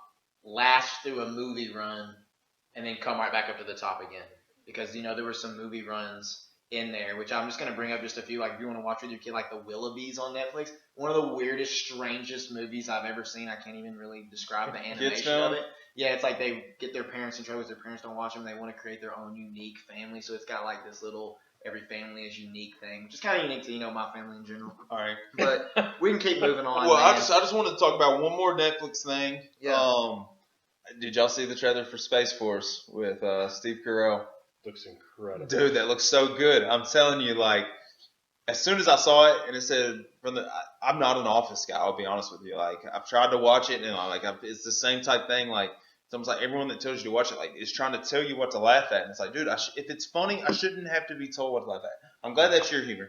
It's just not my humor. Yeah, but this looks like it's right down my alley. Like, this looks funny, man. It looks like it is going to be hilarious. Carell's talent is incredible. I mean, some of the stuff that he's been on. That comes out this month, too. This is 29th it gets dropped. While we're talking about space, just real quick. Tom Cruise is filming a film in space with Elon Musk. Yes. And what I know about the whole situation is he's doing another Mission Impossible for sure. And then maybe they're just not saying it yet. I know he wanted to, because he does something crazy every Mission Impossible. Like, I don't know if y'all saw the one where he took off on the side of the cargo plane. Like, he was legitimately strapped to the side of that cargo plane, taking off into the air. Like, that's not CG. That's one of the craziest things I've ever seen in a film. It's Harrison Ford doing his own stunts on steroids. Yeah. Tom Cruise. He's a psychopath. How can I outdo it next? Well, thank God for Scientology, bro. He'll be good for life. Yeah. Whatever. Probably gonna zoom right past the straight. But that sounds. I mean, it's gonna be cool. I'll watch it. I'll be honest. As weird as Tom Cruise is, he makes good movies, man. The new Top Gun that's supposed to come out, I guess it got pushed back because of Corona. Right. But that was fucking badass. I'll be honest. That movie looks so good. I'll see it. I will. Tom Cruise is a weird son of a bitch. He makes good movies. It kind of looks like they're making the first movie again, but they're just putting him in the teacher role. But I'll watch it. Yeah, of course. My wife would make me for one, even if I didn't want to. We want to do the Nintendo Power? Are we there? We can. If we want to do Nintendo Power tonight, or we can just explain the Nintendo Power and go on to the other, or whatever you want to do. So I found all these old Nintendo Powers, and I figured we'd pull one out just because, on Twitter, we've been following a lot of video game people anyway, so we can either pick a number, Derek can pick a number, or we can just pull one randomly out, or how are you? If you don't know what Nintendo Power was, I'll tell you what, I'll just pull one of these. Are these Nintendos? Yeah, those are the older ones. Oh, those are the Playboys. So I didn't get Nintendo Power, but Tyler's mom was obviously awesome. And this was the, like Sports Illustrated for kids, obviously. They sent out these magazines, and they obviously had the games, different stuff in them. I'll let Tyler, I would just flip to like sort of a random page and maybe flip to the beginning of whatever story it is, maybe show what game was big at that time or coming out or. This is obviously like Pokemon time right here. And it's Nintendo 64. The front, I think, was Kirby 64 was the front of the cover. 64. I tried to show it. Yeah. Yeah. So basically, these Nintendo Powers, I guess when I got the Super Nintendo, and then I know you got the Sega Genesis. I had Sega Genesis. Yeah, I got the Super Nintendo, and then I got the N64, and I think I started getting these at the end of the Super Nintendo, and right when I got the N64, and then I have a few GameCube ones, and I got I got a few Game Informers in there. And then I think I have some, strategy walkthrough books. I'll be honest, when I just put them back in order because I thought we might do random numbers and draw out or something. I did find like a Pokemon trainer's guide, and it had 150 stickers in there, like a sticker sheet. Totally intact. Really? Not one sticker off it. I doubt it's worth any money, but for nostalgic things, man, I thought it was pretty Pokemon hit a rush again here recently. Most of these have. I thought I saw one of the James Bond. Is that one? Yeah, their Bond is back. The World is Enough. Oh, that game was great. What system was that? Does it say? I guess that had to be 64. Looks like 64. So that was the second one after GoldenEye. Here we go. This is something we should always do in there is show the what the inside art was. So that was the big game at the time, obviously. Yeah. This was the second game after GoldenEye, so it was obviously a big release. The graphics had gotten better. Enough. The world's not enough. Yeah, see, we had it, but we played, I think, PlayStation 1. We had already gotten PlayStation 1 at N64 time, so that's the time period that would have been. This was this was volume 134. Yeah, so that was N64 days. So I was PlayStation at this point, not Sega Genesis. Yeah, let's just see if there's any other games. And you were out of college already? Sturgill, on the other hand, was N64 on a Navy ship, as evidenced by the line in that song. Yeah, oh yeah. Get high, play a little. So GoldenEye. tell me this: when 64 and PlayStation came out, I guess I would have. I was a PlayStation guy. I never had. Would you have been in college? No, I would have been. I was in. I had a PlayStation in high school. Graduated college. So I would have been. Graduated high school I '95. would have been in 95. You'd have been like I would have in been diapers. third grade. I Yeah. would have been in the third grade. I mean, this is pretty No, good. I was I mean, 87, so I was. So I had a Sega Genesis. Mm-hmm. I had the original Nintendo. I had the Super Nintendo. And then when 64 came out, I remember there was GameCube and all that stuff at that time. Uh-huh. I went PlayStation. And then I was PlayStation. See, we went 360. We went Xbox 360. I almost wish we would have said PlayStation. there's the game I told you about last week. Perfect Dark. Dark, but You it's not must show Golden. it. You must show it. Perfect Dark.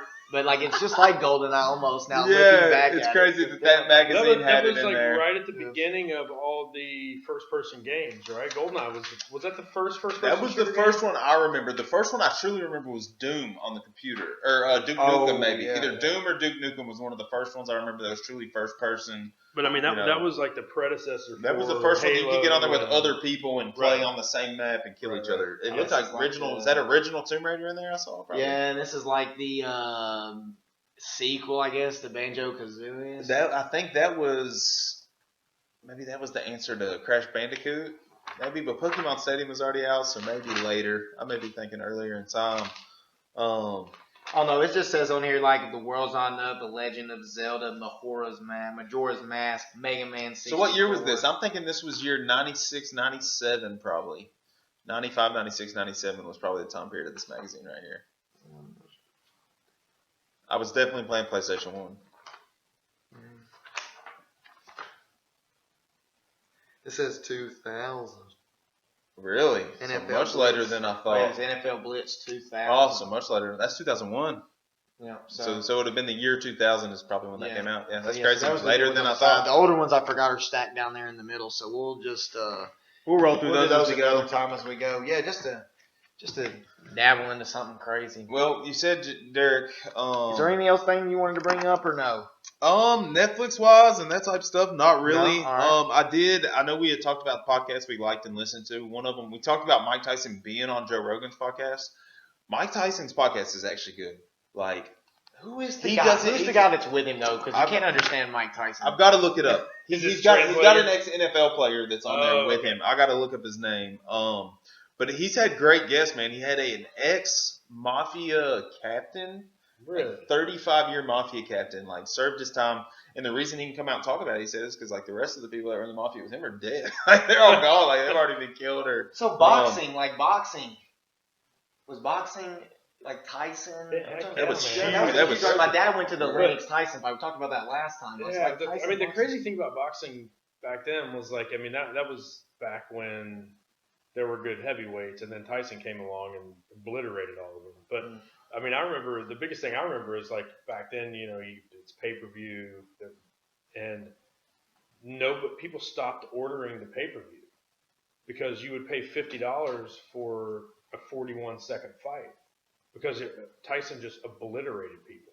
Yeah. And people didn't care about the undercard. They wanted to see Tyson, and nobody gave him a contest until Buster Douglas, which was crazy.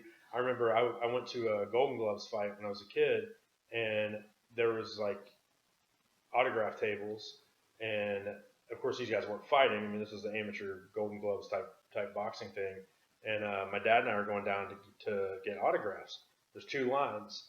One's for Buster Douglas, and there's probably 300 people in line, and one's for Muhammad Ali, and there's probably 30 people in line. And I wanted to go get Buster Douglas's autograph, and my dad's like, no, come on. So I got a headshot signed by Ali. Incredible. Incredible. Too incredible. There's no shit. There were 20 people in line. That's crazy. Mike Tyson's co-host is Eben Britton. So he played for the Oh, yeah. Bears 2 Yeah, yeah, yeah. years. I know. Played for the Jags 4 years. So yeah.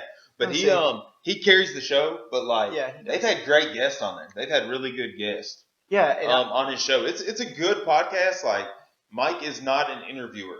He has great stories. Like he has incredible stories and can conversate with these people. They do it at Tyson Ranch, so it's like the dude's baked out of his mind the entire time too. Not to mention he's got a speech impediment. Like I mean, he does. Like he is hard to understand just Yeah, to begin it with. is. But like what they are doing in that podcast is cool. Like they've had some cool people on there. It's been great. That was Like, really the actually, only you- other thing I had. And you said, yeah, we'll start right now. This will be a perfect segue, man. It's almost like it's just like magic.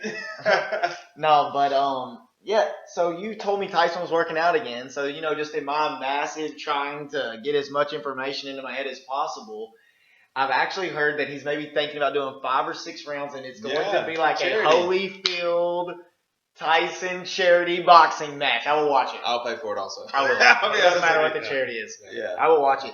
So anyway, so I want to talk about, because I actually did get to listen to his podcast today, and I've been trying to get wider range of Tyson's? podcasts to practice. Yes. Oh, that worked out perfect. Perfect. Yeah. So and he'll also. Which one lead did you in- listen to? Oh, I'm the brand new one. So I'm going to okay. explain it real quick, and then it's going to lead in. Is I'm going to ask him a question that related to the guy that was Perfect, there to lead into what we're going to do last. Our ending Jeopardy. Our ending Jeopardy Sounds game. great. Yeah.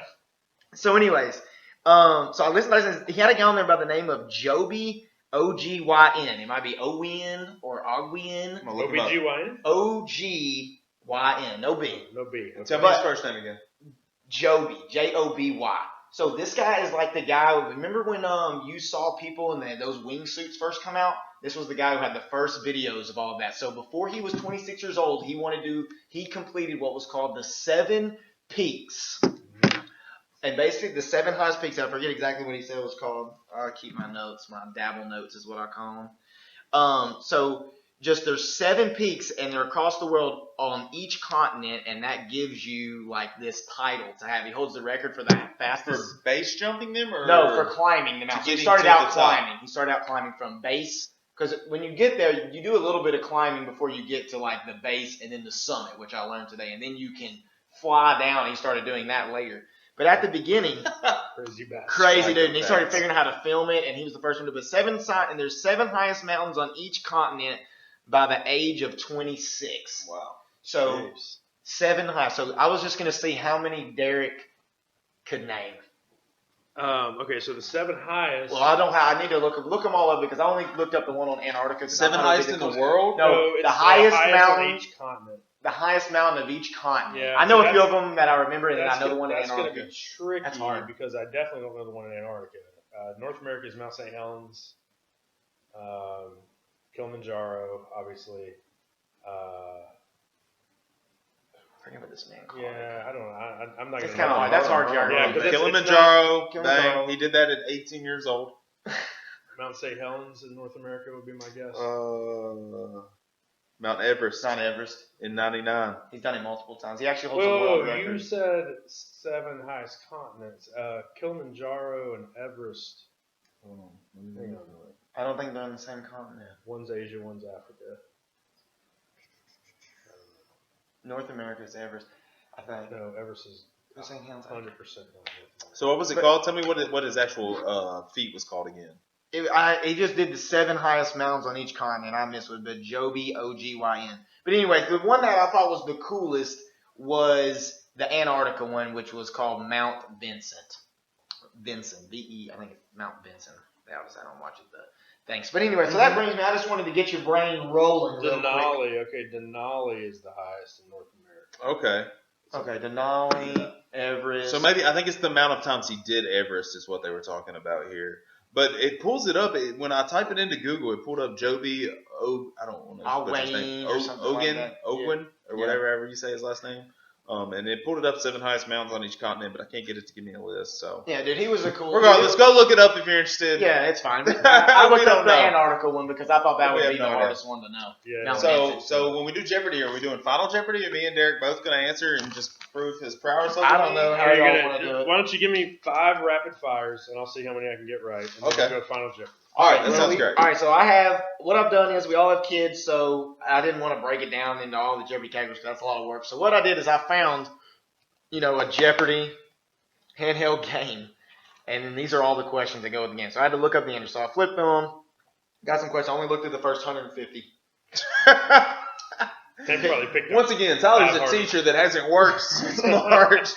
I've been working, dude. I put class stuff up. They have to do and Yeah. stuff He like does that. work. Let's not. Meetings, He's got 3 boys at the house full time. So That's right. I watch an 18-month-old every day. So, anyways, so I got it broke down into science, social studies. Hopefully, you can't see those answers, Derek. Science, social studies, related arts, which could be like cooking stuff. It could just be art, music, cooking stuff, And then I did science, social studies, related arts, and E.L.A., which is like, you know how on Jeopardy they ask like novels and stuff like that. So it's like questions like that. So what category? We'll do just 2 categories. What category you want? I'll take E.L.A. for 400, Alex. E.L.A. for 400. I don't have them ranked and how hard they are, so we'll just go like this. At least I came prepared though with them. Yeah. All right. E.L.A. for 400. Make sure that's the right one. This Tolstoy masterpiece features over 500 characters. What is War and Peace? He is correct. Let's go. I also have multiple choice if you get stuck. 3 answers. Okay. Wow. That wasn't even a hesitation answer right there. This is fun. Give the people a chance to answer it, Nick. He's that was a good banging his clip.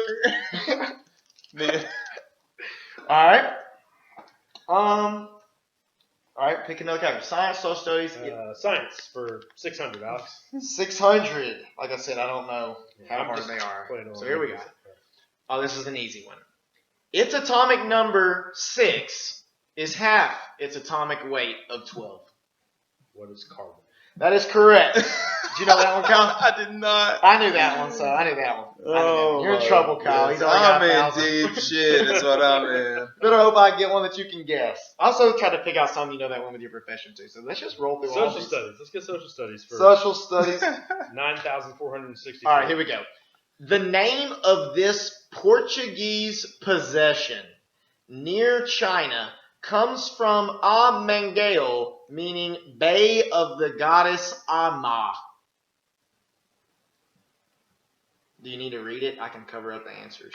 Kyle's trying to Google it. Do you need to read it? I can cover up the answers. Which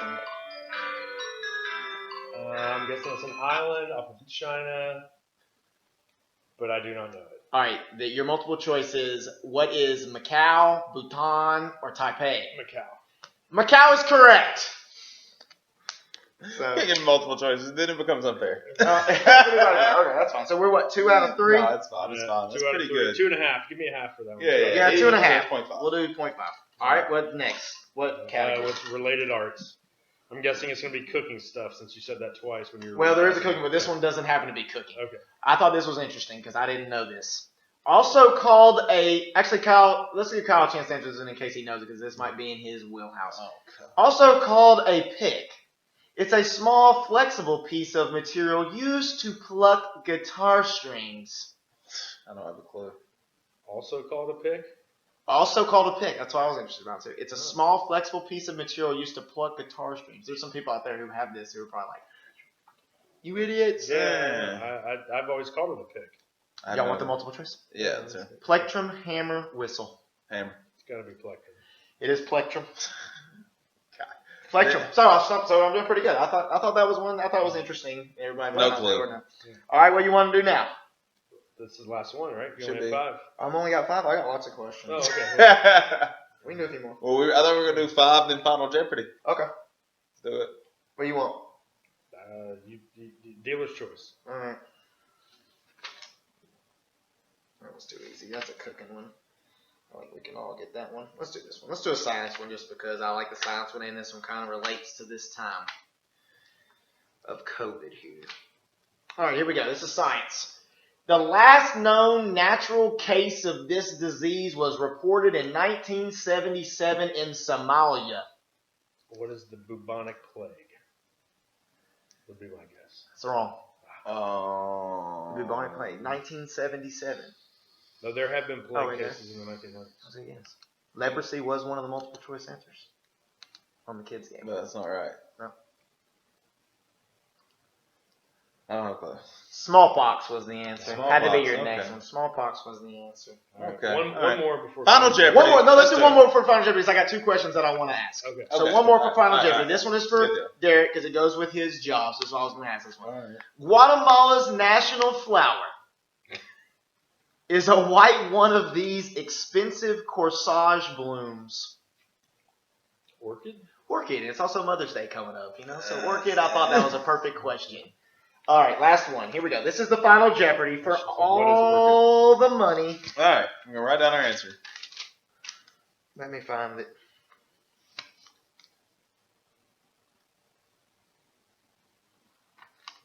It's gonna be something. Derek's gonna know it immediately. I once went to play trivia. How long have we lived here? Probably maybe a year. Yeah, we lived here maybe a year. We went and played trivia one night, and I'm decent at trivia. I really am decent at trivia. Tyler, tell you, but all right, the category. Hold on. So we sit down at the trivia table, and Derek answers every question like 5 seconds after the guy asked it that night. We lost because I think we were playing against the table of cheaters, but we won't get into that. Anyway, Tyler, Final Jeopardy. This is gonna be E.L.A.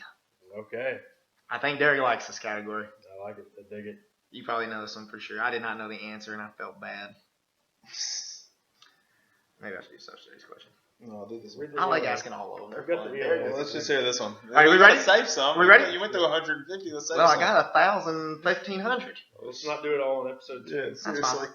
After jumping ship in Tahiti in 1842, this Moby Dick author worked there as a laborer. That was one you had a chance. Play the music. Hope we don't get taken down for that. We won't. I'll be honest, while you are doing this, I play Jeopardy in my class a lot for review, and I play the music the whole time, and they have a PowerPoint, and they get to pick what they want, and they have to hold it up, and I have a scorekeeper. Mine's a terrible guess, but I'm putting it. It's not one that I knew. Derek, no, it's your phone with Jeopardy. Okay.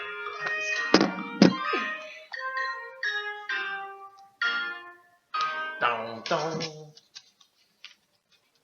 Do you do the wager first? I can't even remember. I used to watch it every single day. Yeah. We need it. My wager first. There's no wager. I'm gonna gamble 2 beers next podcast. All right. 2 beers. What is Jules Verne? Wrong. Yeah, Jules Verne. I don't know That's who Time that is. Machine. Ah, Do you know who it is? Melville.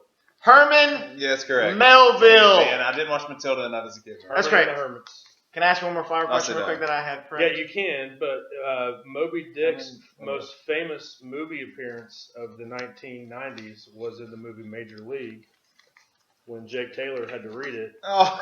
to impress his ex-girlfriend. Do you remember the movie called Sphere? Which I think De Niro was in also, and they're in the sphere under the ocean, and this guy starts going like stir crazy in there, but like all these Moby Dick, like these copies of Moby Dick novels start showing it. Like he opens the cabinet to go get food, and it's like filled with Moby Dick. Like he starts reading Moby Dick when they go down there, and it starts like taking over. He starts going crazy. It's called Sphere. It's crazy. You should watch it. Old 90s movie. That's my dabbling dad flick of the week. All right, Sphere. what's your other flower question? No, we'll save it. We're gonna save it. We'll save it. All right. And just another dabble that I had, just real quick, another show. If you need your wife to watch a show, Too Hot to Handle is not as grotesque as they make it seem in the thing. It actually is learning a lot about relationships and communications, which, I've learned a lot here, so I appreciate you hosting us here in the garage, Kyle. Because, I've learned to listen to my wife even better over the last week Casa or de so. Medina. Be on the lookout, though. Once again, at Dabbling Dads on Twitter. We're Dabbling Dads on Facebook, Twitter, Instagram. If you hashtag anything, you can hashtag Dabbling Dads. It's literally We'll be the on only Twitch one. soon. We got a Tinder profile. Yeah, man. It'll be fun. We're trying not to work anymore. No. Just kidding. No, we like working. But, If you're listening, watching, we love you. yeah, be on the lookout for a little Survivor side dabble as well for the Yes. finale next week. Correct. But we appreciate you being here, Derek. Yeah, and absolutely. Look it was forward to fun. being back. Yes. See you guys soon. Multiple times. Goodbye. Goodbye. See y'all.